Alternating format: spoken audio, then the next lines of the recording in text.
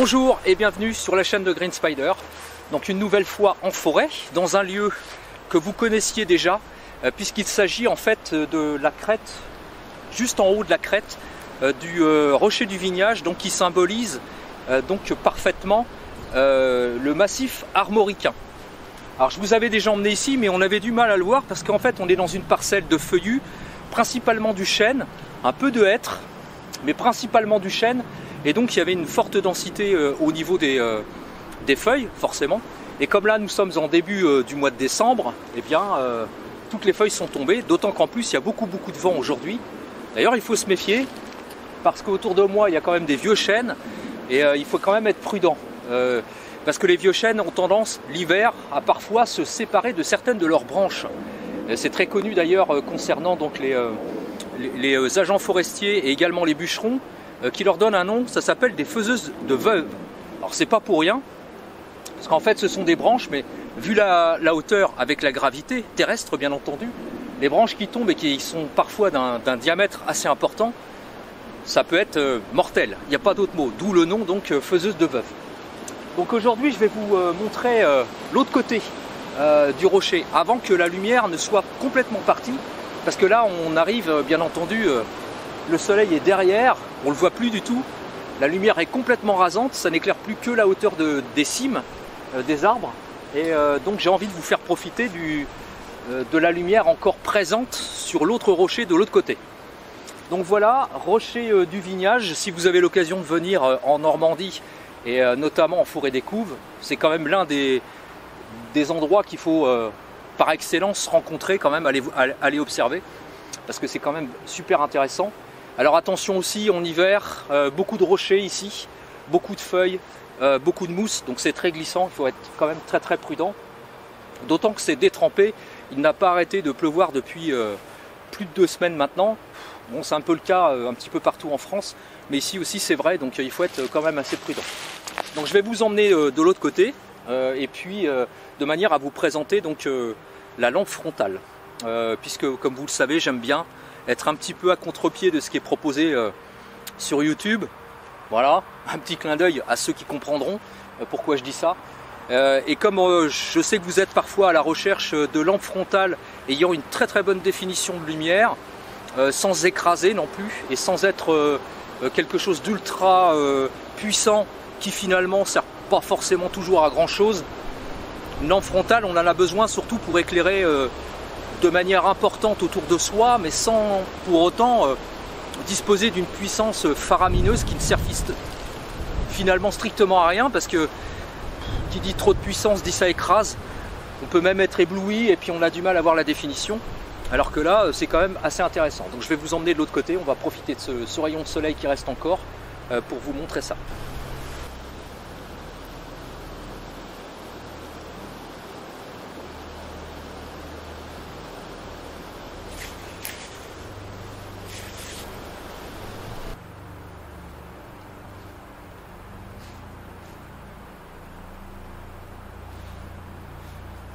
Et alors voilà, je voulais vous montrer la preuve de ce que je vous avançais tout à l'heure.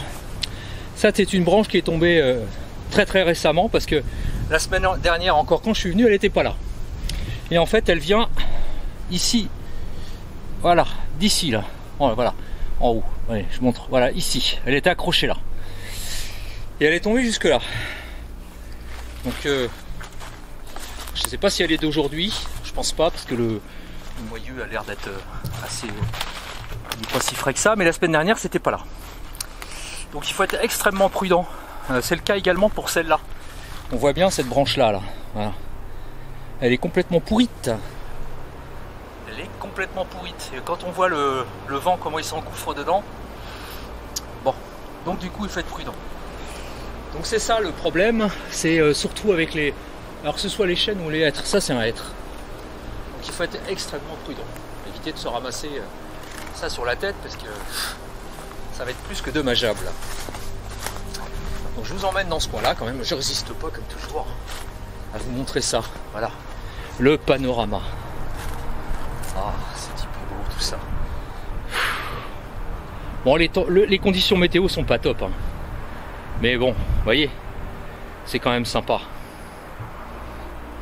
Alors je résiste pas parce que voilà, si vous avez l'occasion de venir ici, il faut regarder. Alors là on est 30 mètres plus bas là, donc bon, faut être prudent. Ici il y a un magnifique chêne là, qui est magnifique là-bas là. Et on voit bien les parcelles avec la lumière. Alors on voit bien, la lumière est en train de descendre, là-bas c'est encore éclairé. Ici encore un peu parce que le soleil n'est pas totalement derrière la crête. Mais bon, d'ici 20 minutes ce sera fait. Donc voilà, c'était histoire de vous faire profiter de tout ça. Et puis de vous inciter aussi à faire attention, quoi. Alors, bon, je prends un peu de risque, oui, effectivement. Je le reconnais, je sais, je vois les commentaires, je les lis. On va me dire, mais Léo, tu dis, mais il y a du vent et tu es en forêt. Ouais, c'est vrai. Je suis pas plus malin qu'un autre, hein. C'est pas vrai. Ce serait présomptueux de ma part de dire que je prends aucun risque. Mais bon, c'est vrai que je connais un petit peu la forêt, je connais les arbres, je sais dans quelles circonstances on doit se méfier, mais on n'est pas à l'abri, quoi. Un gros coup de vent, puis quand ça craque, et quand ça tombe, je peux vous assurer que ça fait un bruit, c'est un fracas. Rien que cette branche-là, celle-là, elle est énorme, hein. On ne se rend pas compte, mais elle est très très grosse, hein. Quand on met la main à côté, ça pèse, je sais pas, hein. Ça pèse, ça doit bien peser, je sais pas. À Vinay, on sait pas avec le bois comme ça à Vinay. Et là, quand ça tombe, hein, si on est en dessous. Mais voilà, je voulais en tout cas vous faire profiter de ce rocher. Donc on est de l'autre côté en fait, du rocher du Vignage, enfin en face. Et on est vraiment sur la crête du massif armoricain. Donc c'est ce que je vous avais expliqué hein, une fois. Et là on le voit bien. Le dessin, c'est cette roche en forme de biseau comme ça, écrasée, et qui a cette caractéristique particulière d'avoir des coupes saillantes. D'ailleurs on peut voir, hein. Ouais, c'est ici, c'est bien plat. Bon, c'est superbe. Moi j'adore ce rocher. Enfin, personne ne vient jamais ici. Bon, peut-être parce que c'est pas très connu et que... Bref, enfin, je sais pas, mais je trouve ça magnifique. Franchement c'est magnifique. Je me lasse pas. Puis alors avec ce soleil là, je veux dire, c'est le bonheur quoi. C'est le bonheur. Et puis il y a du hou. Je sais pas si vous entendez ce bruit dans les arbres.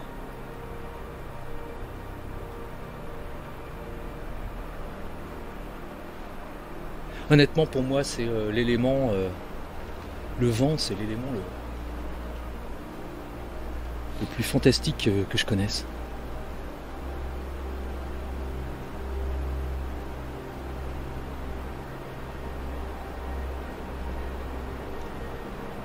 Bon, je résiste pas. Allez, j'arrête là. Vous allez vous dire, moi, c'est bon. Une vidéo encore avec de la forêt et des bruits. Mais bon, l'essentiel c'est le matériel, non? Bah pas pour moi. Non, pas pour moi. Tout ça c'est du prétexte en fait à vous présenter du matériel. Bon, j'ai pas vu d'animaux encore. Enfin, faut dire que là... Hein. Voilà, allez, un petit 360 degrés. Et puis je vais finir là. Voilà.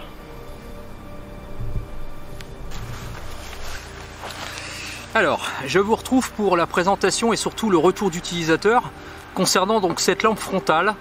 Donc c'est le modèle ThruNite qui est donc le modèle TH2. Alors si je vous en parle parce que je sais que vous êtes un certain nombre à être intéressés par des lampes frontales. Donc celle-ci, ça fait quand même un paquet de temps que je la possède. Donc c'est un petit peu dans la lignée de celle que je vous avais déjà présentée avec ce petit symbole là, qu'il y a sur le dessus. Qui rappelle un petit peu le côté forestier de la chose, avec deux haches entrelacées avec des sapins juste en dessous. Voilà, donc c'est un petit peu l'état d'esprit, enfin l'orientation qu'a voulu donner ThruNite à certaines de ces lampes, et notamment ce modèle là, qui est donc le modèle TH2. Alors, je vais vous donner les caractéristiques, puis après bien sûr je vais vous donner ce que j'en pense exactement. Alors déjà pour commencer, c'est une lampe qui est mue par un accu 18350. Alors c'est pas un accu classique, hein. Alors bien sûr, on n'est pas sur un accu de type CR123, c'est plus gros que du CR123. Donc ça fait 1100 mAh. Donc c'est propriétaire à ThruNight, mais disons que comme c'est fourni de toute façon avec la lampe, bon, il n'y a pas de souci. Hein.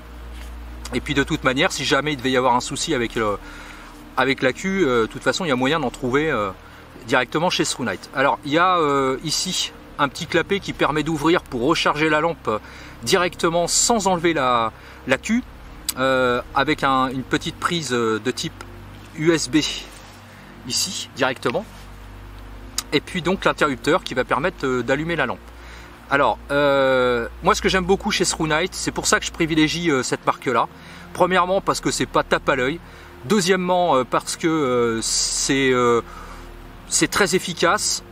Je trouve que dans ce coloris-là, en plus, elle est sympa. Alors, elle existait dans un autre coloris, elle existe en noir et puis dans un autre coloris marron, mais malheureusement, elle était plus disponible dans le coloris en question quand j'ai voulu la prendre. Donc, je l'ai pris rouge comme ça, rouge-vermeil.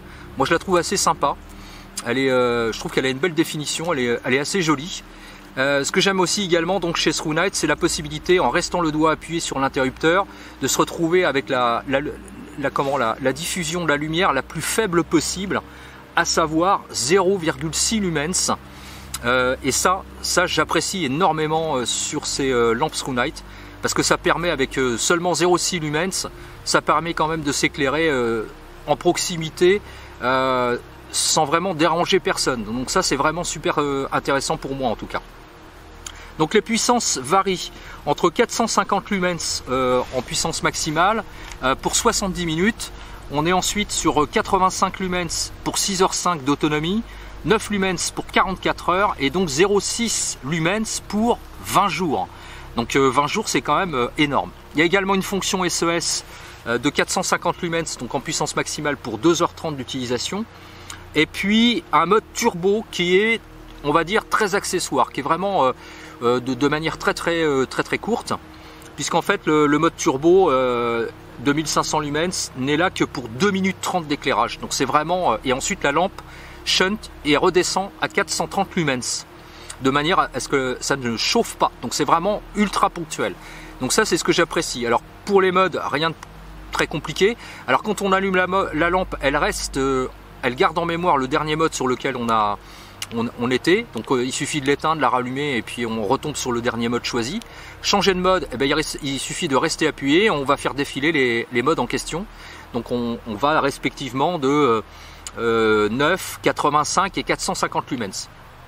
Et puis le mode turbo, il suffit d'appuyer 2 fois dessus et puis on va avoir le mode donc turbo qui va développer 1500 lumens, en sachant, comme je vous l'ai dit, que c'est vraiment réservé de manière extrêmement ponctuelle. 450 lumens, donc là je vous donne le retour d'utilisateur. Alors c'est livré également, je vais vous laisser des encarts, vous allez voir, c'est livré également avec un câble USB pour la recharge, c'est livré avec une platine de type caoutchouc. Alors on va dire que c'est entre du caoutchouc et puis du silicone. Je pense que c'est plutôt du silicone d'ailleurs, c'est pas totalement précisé sur la notice, mais je pense que c'est du silicone. Donc il y a 2 platines comme ça. Donc si jamais il y en a une qui venait à céder pour une raison X, il y en aura toujours une de remplacement. Et puis bien sûr il y a le cordon à 3 points d'ancrage qui permet donc de positionner ça sur la tête. Alors maintenant je vous fais mon retour d'utilisateur, ce que j'en pense vraiment. 450 lumens, franchement c'est... Moi je l'ai quasiment jamais utilisé. Alors je vais vous donner le rendu de puissance que moi j'ai pu noter. Alors ThruNight dit 450 lumens pour 70 minutes. Moi je suis allé à 67 minutes, pas plus. Bon, ça dépend aussi de la température. C'est toujours pareil, de la manière dont sont testées les lampes. Hein. J'imagine que tout ça c'est testé bien entendu en laboratoire. Mais bon, ça explique quand même que bon, ça fonctionne quand même pas trop mal. 85 lumens, ThruNight le donne pour 6h05 d'utilisation. Moi je suis allé à, honnêtement, à peine 6 heures. Voilà, bon. Alors que l'accu était pleinement rechargé. Et puis 9 lumens pour 44 heures, là j'ai pas essayé, parce que 44 heures, voilà, sur 2 jours d'utilisation, j'ai pas vraiment utilisé ça, mais enfin bon, j'imagine, on peut les croire. Quant à 0,6 lumens pour 20 jours, là c'est pareil, c'est absolument impossible de vérifier. On laisse pas une lampe allumée pendant 20 jours d'affilée, c'est pas possible. Mais en tout cas, ça m'a jamais je l'ai jamais prise en défaut. Je ne l'ai rechargée que 2 fois depuis que je l'ai. Donc sincèrement, voilà quoi, c'est... Alors au niveau du bandeau, c'est pas très lourd finalement. Bon, je me rappelle plus du poids, mais je vais vous laisser les caractéristiques, comme ça vous irez voir. Bon, c'est pas très lourd, ça tient très bien sur le crâne, il n'y a pas de souci. On peut mettre ça sur un bonnet, on peut mettre ça sur une casquette, alors à condition de la mettre à l'envers, parce que bien sûr, comme elle sera au-dessus, bah, avec la visière, ça va occulter une partie de l'éclairage. Mais ça peut se faire aussi. Le bandeau est largement réglable dans différentes positions. Franchement, voilà, le bandeau, il n'y a rien à dire, hein, c'est de l'élastique, ça tient très bien. Donc au final, moi je trouve que c'est plutôt pas mal comme lampe. Alors et bien sûr, elle est à la norme IP68, elle peut être immergée au besoin, elle résiste au choc, évidemment. Ce que j'aime bien, c'est qu'en fait, on n'est pas sur un éclairage, on n'est pas sur un éclairage blanc. On est sur un éclairage légèrement jaune. Donc il y a 2 types d'éclairage, vous en avez déjà parlé, hein. Cool white ou neutral. Là, on est sur du neutral. Donc en fait, je trouve que c'est beaucoup plus intéressant au niveau de la définition la nuit. Mais ça, j'en avais déjà parlé. C'est pour ça que je privilégie en fait l'éclairage jaune, qui tire un peu sur le jaune, parce qu'on a une meilleure définition et une meilleure aussi définition des couleurs. Donc je trouve que c'est plutôt pas mal de ce point de vue-là. Donc voilà, le seul point négatif éventuellement, c'est le... Alors pareil au niveau du réglage, parce que c'est quand même intéressant hein, d'en parler. Quand elle est positionnée, on peut bien sûr la faire descendre ou la faire remonter pour éclairer plus largement. Ça tient très bien, ça glisse pas. Donc bon voilà. Et puis le pot d'orange, comme je l'ai dit, qui permet d'avoir une bonne diffusion. On n'a pas de on n'a pas de point chaud, très chaud. On a vraiment une bonne diffusion et donc du coup au niveau de la définition aussi, au niveau de l'éclairage, c'est plutôt pas mal. Et en plus, c'est ce qu'on demande d'ailleurs de manière principale à une lampe frontale. Le seul point éventuellement négatif que je pourrais lui reprocher à ça, c'est l'accu propriétaire. Parce que bon, j'ai regardé, c'est pas toujours facile à retrouver des accus de ce type-là, de type 18-350. On en trouve, mais c'est pas non plus la norme. Donc c'est le seul truc qu'on peut lui reprocher éventuellement. Sans quoi, voilà quoi. Alors c'est fourni aussi avec un joint torique supplémentaire si jamais il y avait besoin. Moi franchement, honnêtement, je la trouve très bien cette lampe-là. J'ai pas besoin de plus. J'avais précédemment la H30 de chez Nikkor, je l'ai toujours d'ailleurs, qui est beaucoup plus puissante. Hein. La Nikkor, elle était sur 1100 lumens en mode fort, alors que là on est sur 450 lumens pardon, en mode fort. Mais 450 lumens, sincèrement, ça suffit quoi. Et franchement, il n'y a pas besoin de plus.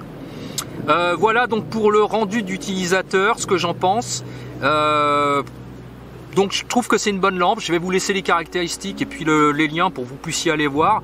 Si toutefois vous êtes intéressé par cette lampe là, je me rappelle plus trop le prix, mais de souvenir c'est pas, je crois que c'est moins de 50 €, il me semble. Je veux pas m'avancer parce que je me souviens plus exactement, mais je crois que c'était pas plus. Donc non plus c'est pas, enfin voilà, on va pas non plus se ruiner avec ça.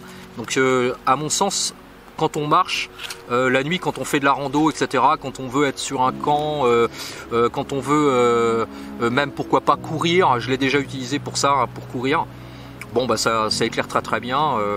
Voilà, il n'y a pas besoin de plus quoi. À mon sens, ça sert à rien de chercher quelque chose de plus puissant. Et puis la compacité quand même, parce qu'elle est quand même relativement compacte. C'est pas une lampe qui est très grande. Et puis malgré tout, ça éclaire très bien. Voilà pour mon rendu d'utilisateur. J'espère que ça vous aura plu. Je vais vous laisser en compagnie de quelques photos, quelques images ici ou là. Et puis je vais vous dire à très bientôt pour une prochaine vidéo. Il y aura une vidéo spéciale, alors je ne sais pas si je la mettrai avant ou après concernant des Mora. Je vais voir en fonction.